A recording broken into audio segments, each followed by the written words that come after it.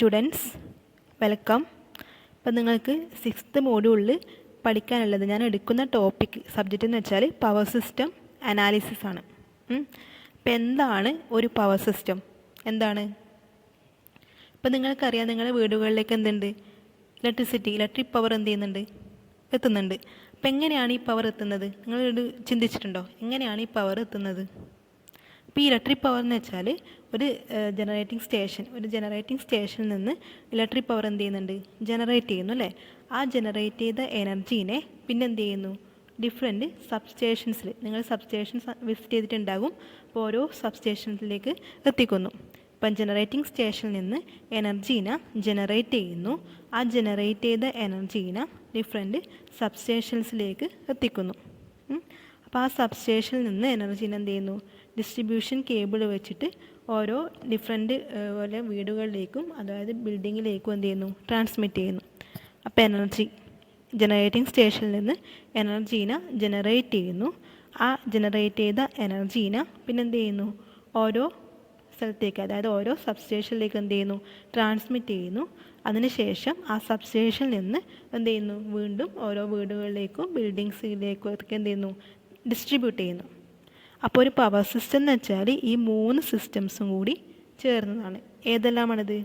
Generating system, transmission system, distribution system.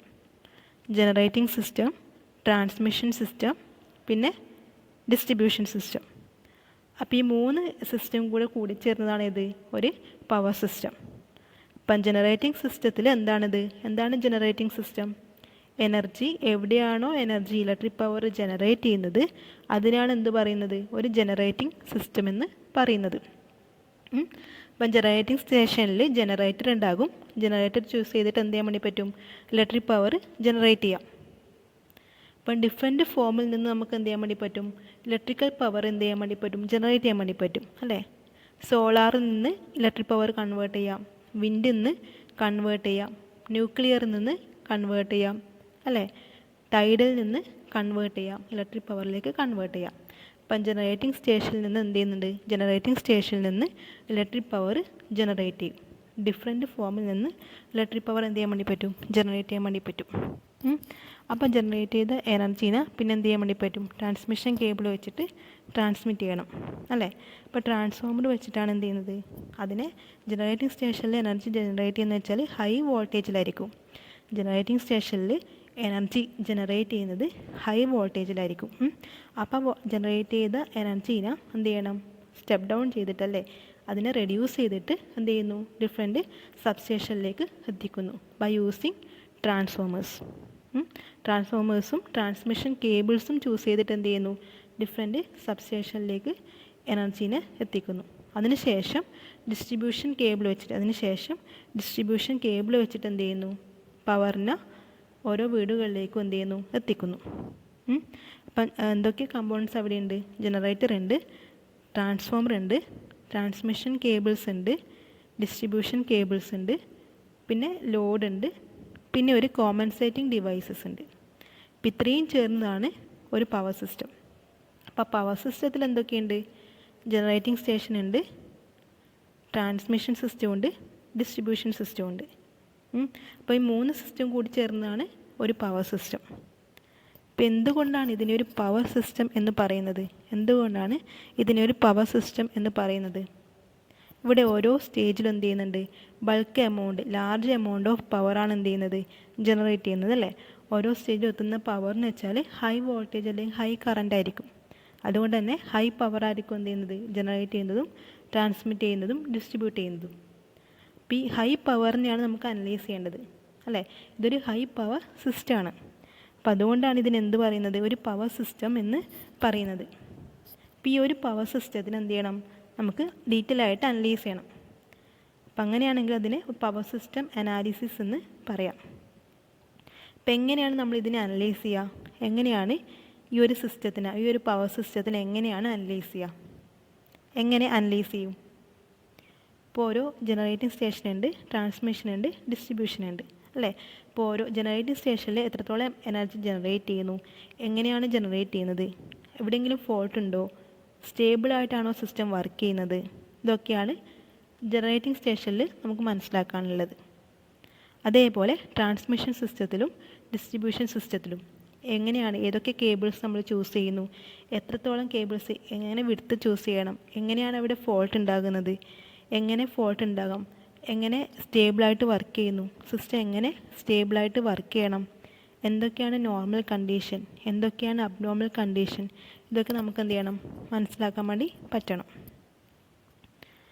അപ്പോൾ ഇത്രയും കാര്യങ്ങളാണ് നിങ്ങൾക്ക് ഈ ഒരു സബ്ജക്റ്റിൽ പഠിക്കാനുള്ളത്.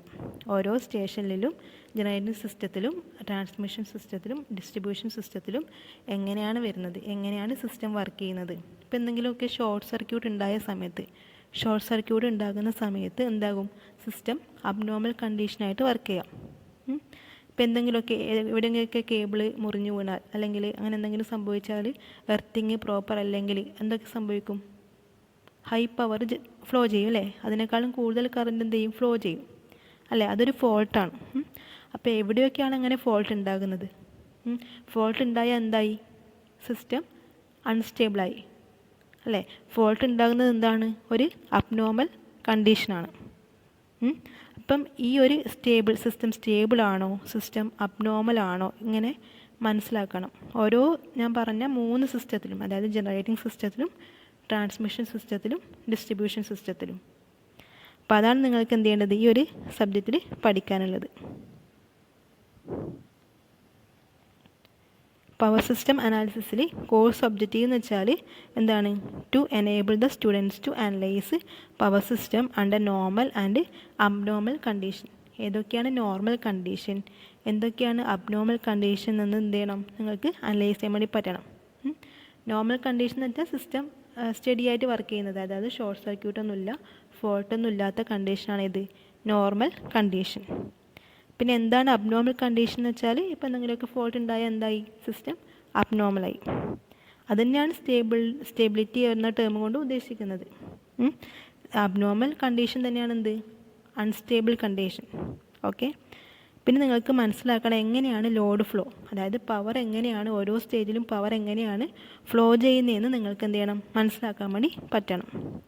പിന്നെ നിങ്ങൾക്കൊരു പവർ സിസ്റ്റത്തിനെ മോഡൽ ചെയ്യാൻ വേണ്ടി പറ്റണം. എങ്ങനെയാണ് ഒരു പവർ സിസ്റ്റം ഉണ്ടാകുക, എങ്ങനെ നമുക്കൊരു പവർ സിസ്റ്റത്തിനെ മോഡൽ ചെയ്യാം, എന്ത് ചെയ്യണം, മനസ്സിലാക്കാൻ വേണ്ടി പറ്റണം. To understand the need for stability studies and analysis.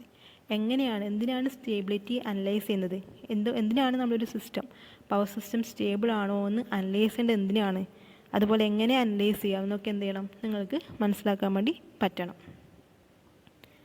പിന്നെ ഇതിൽ എക്സ്പെക്റ്റഡ് ഔട്ട്കം എന്ന് വെച്ചാൽ ഇത് തന്നെയാണ് analyse power system under normal and abnormal condition. നിങ്ങൾക്ക് ഒരു പവർ സിസ്റ്റം തന്നു കഴിഞ്ഞാൽ ആ ഒരു പവർ സിസ്റ്റത്തിന് എന്ത് ചെയ്യണം, പവർ സിസ്റ്റത്തിൽ ഏതൊക്കെയാണ് നോർമൽ കണ്ടീഷൻ, ഏതൊക്കെയാണ് അബ്നോർമൽ കണ്ടീഷൻ എന്ത് ചെയ്യണം, മനസ്സിലാക്കാൻ വേണ്ടി പറ്റണം. പിന്നെ carry out the load flow studies under normal and abnormal condition. ഇപ്പം പവർ എങ്ങനെയാണ് ഫ്ലോ ചെയ്യുന്നത്, എങ്ങനെയാണ് ഒരു പവർ ഫ്ലോ ചെയ്യുന്നത് എന്ത് ചെയ്യണം, മനസ്സിലാക്കാൻ വേണ്ടി പറ്റണം. ഏതൊക്കെയാണ് നോർമൽ കണ്ടീഷൻ, ഏതൊക്കെയാണ് അബ്നോർമൽ കണ്ടീഷൻ എന്ത് ചെയ്യണം, മനസ്സിലാക്കാൻ വേണ്ടി പറ്റണം. അപ്പോൾ ഒരു പവർ സിസ്റ്റം എന്ന് വെച്ചാൽ എന്തൊക്കെയാണ്, മനസ്സിലായല്ലോ, എന്തൊക്കെയാണുള്ളത് ഒരു പവർ സിസ്റ്റത്തിൽ, എന്തൊക്കെയാണുള്ളത്. പവർ സിസ്റ്റം എന്ന് വെച്ചാൽ 3 സിസ്റ്റം കൂടിച്ചേർന്നതാണ് അല്ലേ. ഏതൊക്കെയാണത്, generating system, transmission system, distribution system. Generating system, transmission system, distribution system. ഈ 3 സിസ്റ്റവും കൂടിച്ചേർന്നാണ് എന്ത്, ഒരു പവർ സിസ്റ്റം അല്ലേ. അപ്പോൾ ഓരോ സ്റ്റേജിലും ഫ്ലോ ചെയ്യുന്ന പവർ എന്ന് വെച്ചാൽ എന്തായിരിക്കും, ഹൈ പവർ ആയിരിക്കും അല്ലേ. ബൾക്ക് പവർ ആയിരിക്കും എന്ത് ചെയ്യുന്നത്, ഓരോ സ്റ്റേജിലും ഫ്ലോ ചെയ്യുന്നത്. അപ്പോൾ അതുകൊണ്ടാണ് ഇതിനെ ഒരു പവർ സിസ്റ്റം എന്ന് പറയുന്നത്. ഇപ്പോൾ ഓരോ സ്റ്റേജിലുള്ള കമ്പോണൻസ് ഏതൊക്കെയാണെന്ന് വെച്ചാൽ, ജനറേറ്റർ ഉണ്ട്, ട്രാൻസ്ഫോമർ ഉണ്ട്, ട്രാൻസ്മിഷൻ ലൈൻസ് ഉണ്ട്, അതായത് ട്രാൻസ്മിഷൻ കേബിൾസ് ഉണ്ട്, ഡിസ്ട്രിബ്യൂഷൻ കേബിൾസ് ഉണ്ട്, ലോഡ് ഉണ്ട്, പിന്നെ കോമ്പൻസേറ്റിംഗ് ഡിവൈസസ് ഉണ്ട്.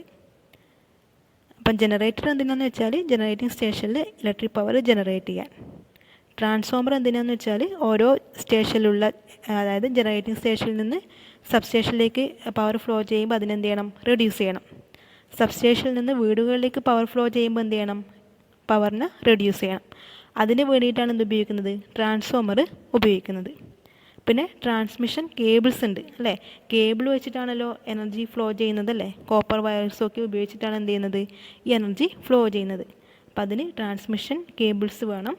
ഡിസ്ട്രിബ്യൂഷൻ, വീടുകളിലേക്ക് എത്തിക്കാൻ ഡിസ്ട്രിബ്യൂഷൻ കേബിൾസ് വേണം. പിന്നെ എന്ത് വേണം, ലോഡ് അല്ലേ, ലോഡ് കണക്ട് ചെയ്തിട്ടുണ്ടാകും. പിന്നെ കോമ്പൻസേറ്റിംഗ് ഡിവൈസസും കൂടി വേണം. ഇപ്പം എന്താണ് കോമ്പൻസേറ്റിംഗ് ഡിവൈസസ് എന്ന് വെച്ചാൽ, ഇപ്പോൾ ഇവിടെ ഈ ഒരു പവർ സിസ്റ്റത്തിൽ എവിടെയെങ്കിലുമൊക്കെ ഫോൾട്ട് ഒക്കർ ചെയ്താൽ അതെന്ത് ചെയ്യണം, ഫോൾട്ട് ഒക്കർ ചെയ്താൽ എന്ത് സംഭവിക്കും, സിസ്റ്റം അൺസ്റ്റേബിളായി, സിസ്റ്റം അബ്നോർമൽ കണ്ടീഷനായി അല്ലേ. അപ്പോൾ അതിനെ നമുക്ക് എന്ത് ചെയ്യണം, കോമ്പൻസേറ്റ് ചെയ്യണം. എപ്പോഴും അങ്ങനെ അബ്നോർമൽ കണ്ടീഷനായിട്ട് വർക്ക് ചെയ്താൽ പോരാ, എന്ത് ചെയ്യണം, നമുക്കതിനെ കോമ്പൻസേറ്റ് ചെയ്യണം. അതിന് വേണ്ടിയിട്ടാണ് എന്ത് ഉപയോഗിക്കുന്നത്, കോമ്പൻസേറ്റിംഗ് ഡിവൈസസ് ചൂസ് ചെയ്യുന്നത്.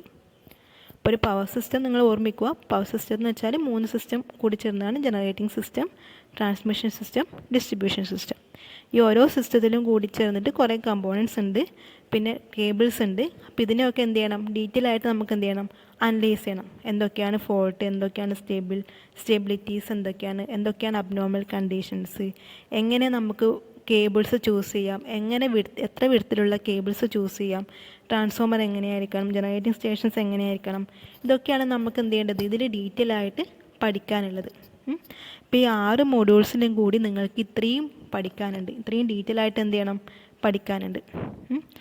ഇപ്പം യൂണിവേഴ്സിറ്റി എക്സാംസൊക്കെ ചോദിക്കുന്ന സമയത്ത് ഇതിൽ തിയറി പോർഷൻസ് മാത്രമല്ല പ്രോബ്ലംസും ചോദിക്കുന്നുണ്ട്. അപ്പം കുറച്ച് ടഫായിട്ടുള്ള സബ്ജക്റ്റാണ്. നിങ്ങൾ എന്ത് ചെയ്യണം, നല്ല കോൺസെൻട്രേറ്റ് ചെയ്ത് എന്ത് ചെയ്യണം, നന്നായിട്ട് പഠിക്കേണ്ടി വരും.